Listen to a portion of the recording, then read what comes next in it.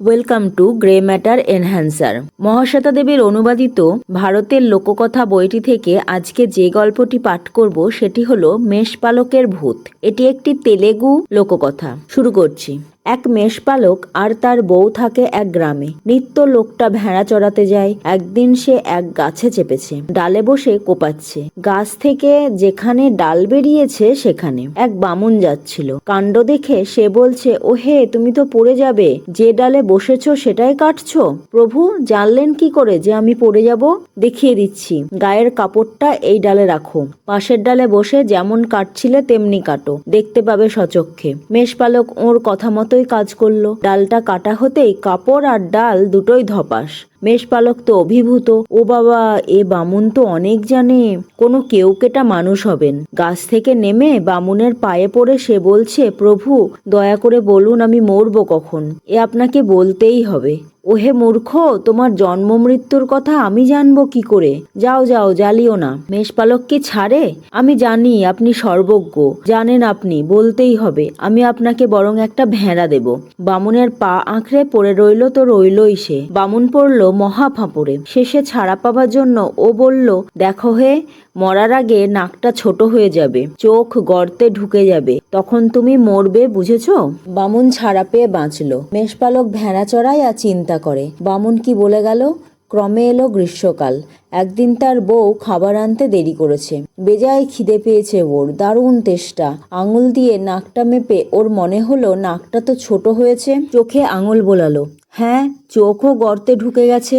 ভাবলো, বাহ, আমি তাহলে মরবো এখন। মাঠে ভেড়া ছেড়ে রেখে ও ঘরে ফিরল। বউ খাবার নিয়ে বেরোচ্ছিল। সে বলছে, ভেড়াগুলো রেখে এলে কোথায়? কোনো জবাব নেই। মেষপালক ভাবছে, মরেই তো যাব, কথা কয়ে লাভ? বোবা কালার মতো সে নিশ্চল বসে রইল। কথা কও না কেন, কি হলো তোমার? ঘরে ঢুকে দম আটকে ও দেয়ালে ঠেস দিয়ে বসে রইল। উবু হয়ে বসে আছে, নিঃশ্বাস নিচ্ছে না। বউ তাকে কত নাড়ালো, কত ঝাঁকালো, সে কথাও কয় না, নিঃশ্বাসও নেয় না। শেষে চোখ বুঝলো আর সে নড়ে না। বউ চেঁচালো, ওগো, আমার স্বামী মরে গেল গো। ওর জাত বিরাদরির সবাই এলো, ওকে নাড়ালো, ঝাঁকালো, চড়চাপটটা মারলো। মেষপালক কথাও বলে না, নড়েও না। হ্যাঁ, মারাই গেছে, বলল সবাই। একখানা নতুন কাপড়ে বেঁধে ছেঁধে ওরা ওকে গোরস্থানে নিয়ে গেল। ইয়া লম্বা গোর খুঁড়ে ওকে শোয়ালো। মেষপালক তো নিঃশ্বাস ছাড়ছে না। কবরে মাটি চাপা দিয়ে সবাই নদীতে গিয়ে হাত পা ধোবার জোগাড় করছে। মাটি চাপা পড়ে মেষপালক আর নিঃশ্বাস ছাড়তে পারে না। তখন সে আলগা মাটি সরাতে সরাতে উঠে দাঁড়ালো। মাথা, গোঁফ, শরীর সব কাদায় মাখামাখি। সে চেঁচাতে থাকলো, ওহে, আমাকে এখানে ফেলে রেখে যাচ্ছ কোথায়? সবাই ঘুরে দাঁড়ালো। দেখো কাণ্ড, যে লোককে এখনই কবর দিয়ে এলো সে উঠে দাঁড়াচ্ছে, সর্বাঙ্গ কাদামাটি মাখা। আতঙ্কে ওরা দৌড়চ্ছে আর চেঁচাচ্ছে, বাবা গো, মা গো, কারারিয়ার মানে মেষপালকের ভূত আমাদের ধরতে আসছে গো। অন্য গ্রামবাসীরা শুধোচ্ছে তো ওরা এক কথাই বলে যাচ্ছে। সবাই যে যার ঘরে ঢুকে দৌড়ে খিল দিয়েছে। মেষপালক নিজের বাড়ি গিয়ে চেঁচাচ্ছে, অ বউ, আমি মরিনি গো, দৌড় খোলো, ঢুকতে দাও। বউ বলছে, ওগো, পায়ে ধরি, চলে যাও, তোমার নামে নতুন কাপড় দেব, তোমার গোড়ে নারকেল ভেঙে জল দেব, আমাকে রেহাই দাও গো, এসো না আর। বেজায় খিদে পেয়েছে ওর, কে খেতে দেবে? গ্রাম ছেড়ে বেরিয়ে ও পৌঁছেছে হনুমান মন্দিরে। ভাবছে, পুরুত্ব দেবতাকে ভোগ দেবে, খানিক নয় চেয়ে নেব। সারা রাত বসে রইল সেখানে, কেউ এলো না। সারা রাত গায়ে কেউ দৌড়টি খুলল না। পরদিন সূর্য ওঠার অনেক পরে গায়ের মানুষ উঠেছে, দৌড় খুলছে, ঝাঁটপাট দিচ্ছে, যে যার কাজে যাচ্ছে। পুরুত খানিক ভাত ডাল রেঁধে তার ওপর ঘি ঢেলেছে, সেই সঙ্গে ফুল বেলপাতা নিয়ে মন্দিরে এসেছে। গঙ্গা জলে মূর্তিকে স্নান করিয়ে ফুল চড়াতে যাবে, এমন সময়ে মূর্তির পিছন থেকে উঠে দাঁড়িয়েছে মেষপালক। সে বলছে, প্রভু, অনেক দেরি করে ফেললেন আজ, আমি বলে আপনার জন্য বসেই আছি। ও বাবা গো, গারারিয়ার ভূত রে, গারারিয়ার ভূত, চিৎকার করে পুরুত সব ফেলে দিয়ে পলায়ন। গ্রামের লোকজন বাইরের উঠোন ঝেঁটোতে ঝেঁটোতে ওই চেঁচানি শুনে ঝাঁটা ঝুড়ি ফেলে পালালো। যারা গোহালে বলদের দড়ি খুলতে গিয়েছিল তারাও পালালো। সবাই যে যার ঘরে ঢুকে দৌড় এঁটে দিল। মেষপালক আবার গেছে নিজের বাড়ি। বউকে বলছে দৌড় খুলতে, বউ তো দরজা খুলছে না। তখন ও মন্দিরেই ফিরল, ওই খাবারই খেলো কদিন। কিন্তু পরে কি, গোড় দেবার সময়ে ওরা তো সব খুলে নিয়েছিল। তখন মনে ভাবছে ধোপাঘাটে গিয়ে কিছু জামা কাপড় আনতে হবে। ধোপা এলে একটা কাপড় চাইবো যাতে লজ্জা ঢাকা যায়, সেটা কোমরে জড়িয়ে ঘরে আসবো। ধোপাঘাটে গিয়ে যে ভিটিতে ধোপা নোংরা কাপড় রাখে তার মধ্যেই লুকিয়েছে।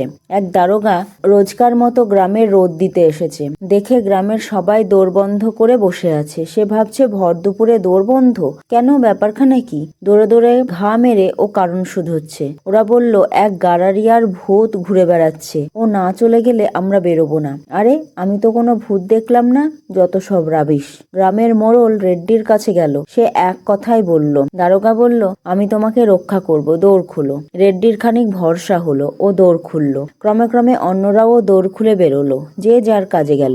দারোগা ধোপাকে বলছে, আমার পোশাক বড় নোংরা হয়েছে, হে কেচে আনো দেখি। আমি পারবো না। তখন গেলাম, গারারিয়ার ভূতকে দেখলাম, ও আমায় ভর করবে, ভারী ডরপোক তো, চলো আমি সঙ্গে যাচ্ছি। ঘোড়ায় চেপে দারোগা ধোপাকে নিয়ে নদীর ঘাটে গেল। ঘোড়ার লাগাম ধরে ধোপাকে বলল, ভিটিতে দেখতে। ধোপা তো নোংরা পোশাকটা ভিটিতে রাখতে গেছে, দেখে মেষপালক ভিতরে বসে আছে, সারা অঙ্গে এমনকি দাড়িতেও ছাই মাটি মাখামাখি। ধোপা কাছে আসতে ও বলছে, অসুবান্না, আজ সকালে এত দেরি কেন? কখন থেকে তোমার জন্য বসে আছি। এই কথা শুনেই দারোগা ঘোড়ায় চেপে ভেগেছে। ধোপা চেঁচাতে চেঁচাতে পালাচ্ছে, আর গ্রামের সবাই আবার পালিয়ে গিয়ে দোর বন্ধ করেছে।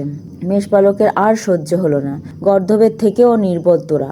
এই বলে ও একটা কাপড় কোমরে জড়ালো আর একটা কাপড় গায়ে জড়ালো, বাড়ি গেল। বউকে যতই বলে, বউ ওর কথা শোনেই না। অবশেষে ও হতাশ আর্তনাদে বলল, মরিনি, আমি মরিনি। এক বামুন বলেছিল আমি মরবো, আমি ওর কথা বিশ্বাসও করি। সেই থেকেই আমার এত দুঃখ ভোগ। দোর খুলে সচক্ষে দেখোই না। দোর ফাঁক করে বউ তাকাচ্ছে, না মানুষ মানুষ লাগছে যেন, কাপড়ও পরেছে।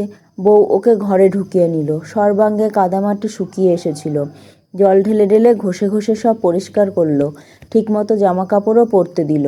সেসব পরে টোরে মেষপালক পরদিন থেকে ভেড়া চড়াতে গেল, যা তার নিত্যদিনের কাজ। আজকের গল্প এটুকুই, আবার দেখা হবে পরের ভিডিওতে।